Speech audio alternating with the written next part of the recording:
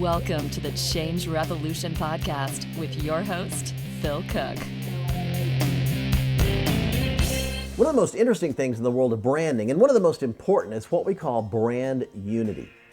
Unifying your brand. In my book, Branding Faith, Why Some Churches and Nonprofits Impact Culture and Others Don't, I talk about, in fact, I take about a chapter to talk about unifying your brand. One of the things that I find most interesting out there is when I work with churches and ministries and nonprofits across the country, I find that if I look at their website or their television program or their print material, their brochures, their books, whatever, it looks like it could be done by 5, 6, 7 different designers.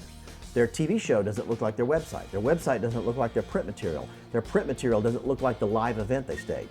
Everything looks different. But if your brand is going to work effectively, you need to have unity in the way you look and feel across all media. We know that Starbucks or Nike, Apple Computer, they have the same look. Probably Apple is the best at this. It doesn't matter what you buy, the packaging, the website, the TV commercials, they all have that white space. They all have that clean line. They all have the same kind of look and feel, the same color, the same look and feel throughout everything they do. And what does that do? It makes the brand more effective and more powerful. The more you see that looks like, that tells a certain story, I should say, the more you see that tells a certain story, the more powerful that brand is going to be in your mind and the more likely you are to actually act on it. So it doesn't matter if you're selling a product or trying to promote a mission or raise money for some project. Unifying the brand continues to remind people and helps that message have much, much more impact.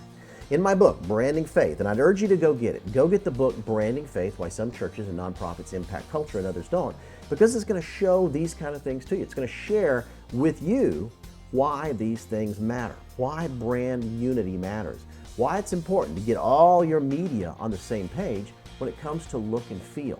The big companies know this, the big organizations know this, but the small guys, probably you, don't seem to understand it. So understand your website, whatever a person looks at. Think of this, I call them entry portals.